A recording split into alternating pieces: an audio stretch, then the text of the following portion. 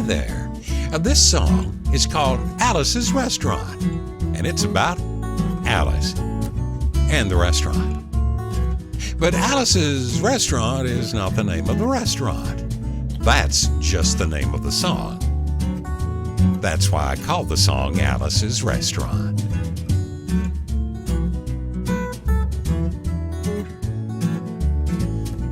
You can get anything you want at Alice's Restaurant.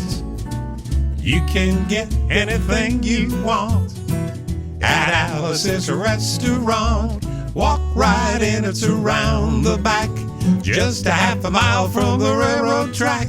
You can get anything you want at Alice's Restaurant. Now, it all started 2 Thanksgivings ago, when on 2 years ago on Thanksgiving, when my friend and I went up to visit Alice at the restaurant. But Alice doesn't live in the restaurant. She lives in the church nearby, the restaurant, in the bell tower with her husband Ray and Foster the dog, and live into the bell tower like, well, they got a lot of room downstairs where the pews used to be. And having all that room, seeing as how they took out all the pews, they decided that they didn't have to take out their garbage for a long time. We got up there and we found all the garbage in there, and we decided it'd be a friendly gesture for us to take the garbage down to the city dump. So we took half a ton of garbage, put it in the back of a red VW microbus, took shovels and rakes and implements of destruction, and headed on toward the city dump. Well, we got there and there was a big sign and a chain across the dump saying closed on Thanksgiving. We had never heard of a dump closed on Thanksgiving before, and with tears in our eyes, we drove off into the sunset, looking for another place to put the garbage. We didn't find one. Till we came to a side road, and off the side road of the side road, there was another 15-foot cliff. And at the bottom of the cliff, there was another pile of garbage. And we decided that one big pile of garbage is better than 2 little piles, and rather than bring that one up, we decided to throw ours down. That's what we did. Drove back to the church, had a Thanksgiving dinner that couldn't be beat, went to sleep, and didn't get up until the next morning when we got a phone call from Officer Obie. He said, "Kid, we found your name on an envelope at the bottom of about a half a ton of garbage, and just wanted you to know that if you had any information about it." And I said, "Oh, yes, sir, Officer Obie. I cannot tell a lie. I put that envelope under that garbage." After speaking to him for about 45 minutes on the telephone, we finally arrived at the truth of the matter and said, well, we had to go down and pick up the garbage, and also had to go down and speak to him at the police officer station. So we got in the red VW microbus with the shovels and rakes and implements of destruction and headed on toward the police station, officer station. And now, friends, there was only 1 or 2 things that Obie could have done at the police station. And the first was that he could have given us a medal for being so brave and honest on the telephone, which wasn't very likely. We didn't expect it. Other thing was that he could have bawled us out and told us never to be seen driving garbage around the vicinity again, which is what we expected. But when we got to the police officer station, there was a third possibility that we hadn't even counted upon, and we was both immediately arrested, handcuffed. And I said, "Obie, I don't think I can pick up the garbage with these handcuffs on." And he said, "Shut up, kid! You just shut up! Get in the back of the patrol car." And that's what we did. We sat in the back of the patrol car and drove to the, quote, scene of the crime, unquote, and I want to tell you about the town of Stockbridge, Massachusetts, where this happened here. They got 3 stop signs, 2 police officers, and 1 police car, and when we got to the scene of the crime, there was 5 police officers, 3 police cars, and being the biggest crime of the last 50 years, and everybody wanted to get in on the newspaper story about it, and they was using up all kinds of cop equipment that they had hanging around the police officer's station. They was taking plaster tire tracks, footprints, dog-smelling prints. They took 27 8x10 color glossy photographs with circles and arrows and a paragraph on the back of each one explaining what each one was to be used as evidence against us. Took pictures of the approach, the getaway, the northwest corner, the southwest corner, and that's not to mention the aerial photography. After the ordeal, we went back to the jail. And Obie said he was going to put us in the cell. Said, "Kid, I'm going to put you in the cell. I want your wallet and your belt." And I said, "Obie, I can understand you wanting my wallet, so I don't have any money to spend in the cell, but what do you want my belt for?" And he said, "Kid, we don't want no hang-ins." I said, "Obie, do you think I was going to hang myself for littering?" And Obie said he was just making sure. And friends, Obie was, because he took out the toilet seat so I couldn't hit myself over the head, drowning. And he took out the toilet paper so I couldn't bend the bars, roll out, and roll the toilet paper out of the window and slide down the roll and have an escape. And Obie was making sure, and was about 4 or 5 hours later that Alice, remember Alice? Oh, it's a song about Alice. Alice came by and, with a few nasty words to Obie on the side, bailed us out of jail. And we went back to the church and had another Thanksgiving dinner that couldn't be beaten. We didn't get up until the next morning when we all had to go to court. We walked in, sat down. Obie came in with the 27 8x10 color glossy pictures with circles and arrows and a paragraph on the back of each one. Sat down. Man came in, said, "All rise!" And we all stood up, and Obie stood up with the 27 8x10 color glossy pictures, and the judge walked and sat down and with a seeing-eyed dog, and he sat down, and we sat down, and Obie looked at the seeing-eyed dog, and then at the 27 8x10 color glossy pictures with the circles and arrows and a paragraph on the back of each one, and I looked at the seeing-eyed dog, and then at the 27 8x10 color glossy pictures with the circles and arrows and a paragraph on the back of each one, I began to cry. Because Obie came to the realization that it was a typical case of American blind justice. And there wasn't nothing he could do about it. And the judge wasn't going to look at the 27 8x10 color glossy pictures with the circles and arrows and a paragraph on the back of each one and explain what each one was to be used as evidence against us. We was fined $50 and had to pick up the garbage in the snow. But that's not what I came to tell you about. I came to talk about the draft.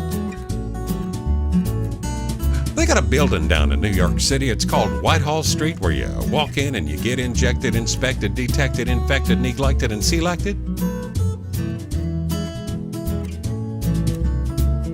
I went down to get my physical examination one day, and I walked in, I sat down, I got good and drunk the night before, so I looked and felt my best when I went in that morning, because I wanted to look like the all-American kid from New York City.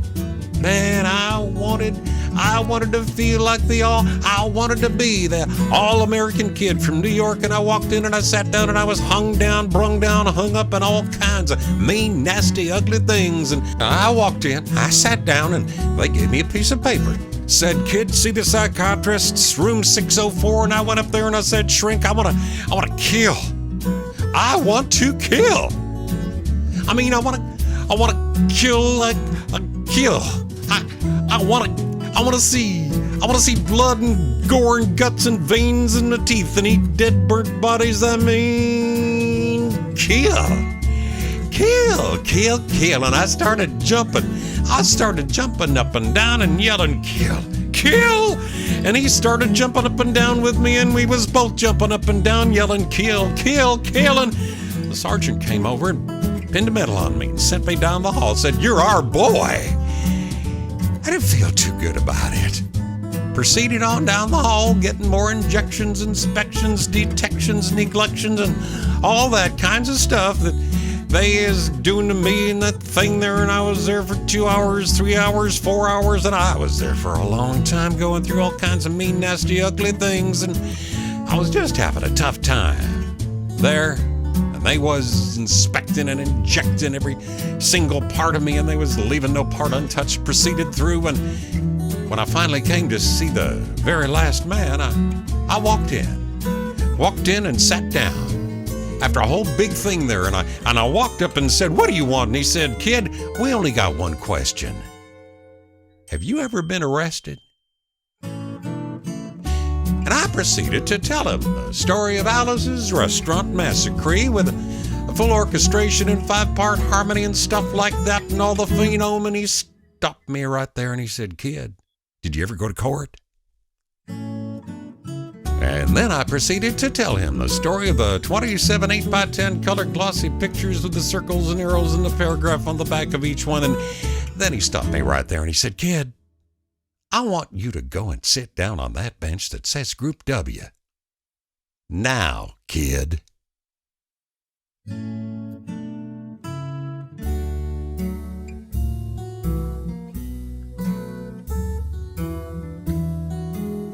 And I walked over to the bench there, and there's Group W's where they put you if you may not be moral enough to join the army after committing your special crime. And there was all kinds of mean, nasty, ugly-looking people on the bench there, and there's mother rapers and father stabbers and father rapers and father rapers sitting right there on the bench next to me, and one there was a mean and nasty and ugly and a horrible crime type guy sitting there on the bench, and the meanest, ugliest, nastiest one, the meanest father raper of them all, was coming over to me, and he was mean and ugly and nasty and horrible and all kinds of things, and he sat down next to me and he said, "Kid, what'd you get?" And I said, "Why didn't you get nothing? I had to pay $50 and pick up the garbage." He said, "What were you arrested for, kid?" And I said, "Littering." And they all moved away from me on the bench there, and the hairy eyeball and all kinds of mean, nasty things till I said, "And creating a nuisance." And they all came back and shook my hand, and we had a great time on the bench talking about crime, mothers stabbing and father raping and all kinds of groovy things that we was talking about on the bench, and everything was fine, and we was smoking cigarettes and all kinds of things until the sergeant came over. He had some paper in his hand, held it up, and he said, "Kids, this piece of paper's got 47 words, 37 sentences, 58 words. We want to know details of the crime, time of the time of the crime, and any other kind of thing you got to say pertaining to it about this crime. And I want to know the arresting officer's name and any other thing you've got to say. Talk about 45 minutes. And nobody understood a word he said, but we had fun filling out the forms and playing with the pencils on the bench there. And I filled out the Massacre with 4-part harmony and wrote it down right there, just like it was, and everything was fine. And I put down the pencil and I turned over the piece of paper, and then on the other side, in the middle of the other side, away from everything else, on the other side, in parentheses, capital letters, quotated, read the following words: "Kid, have you rehabilitated yourself?" Well, I went over to the sergeant and said, "Sergeant, you got a lot of damn gall to ask me if I've rehabilitated myself. I mean, I'm sitting here on the bench. I'm sitting here on the Group W bench.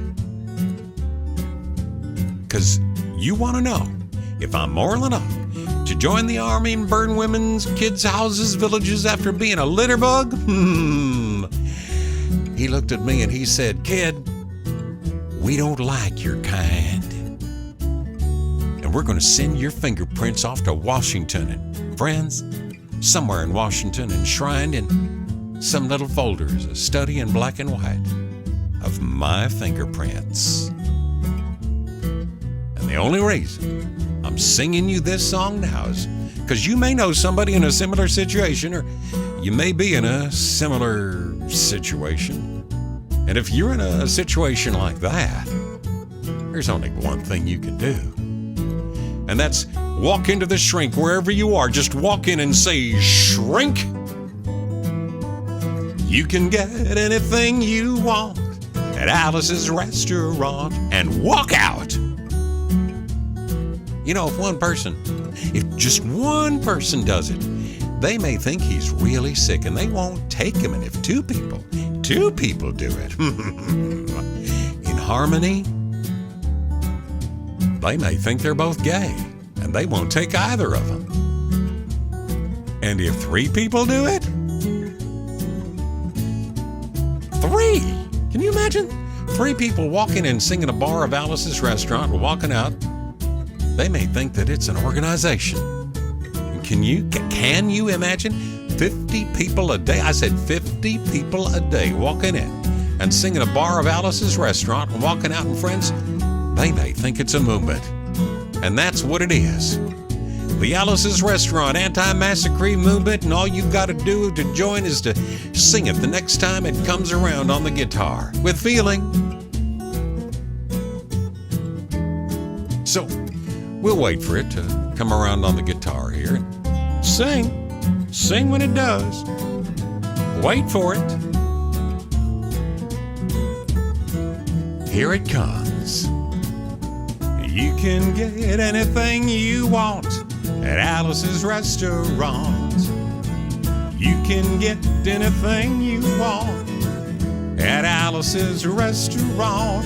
Walk right in, it's around the back, just a half a mile from the railroad track. You can get anything you want at Alice's Restaurant. That was horrible. Really. That was awful. If you want to add war and stuff, you gotta sing loud. You can put it loud. I've been singing this song now for 16 minutes and 55 seconds. I could sing it for another 25 minutes. I'm not proud or tired. So we'll wait till it comes around again. This time with 4-part harmony and feeling. We're just waiting for it to come around. It's what we're doing.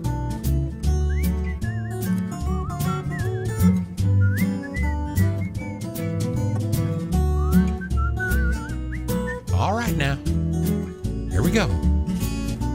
You can get anything you want at Alice's Restaurant. Except in Alice. You can get anything you want at Alice's Restaurant. I said walk right in, it's around the back, just a half a mile from the railroad track. You can get anything you want at Alice's Restaurant. One more time, at Alice's Restaurant. Oh, socks. Happy Thanksgiving, y'all.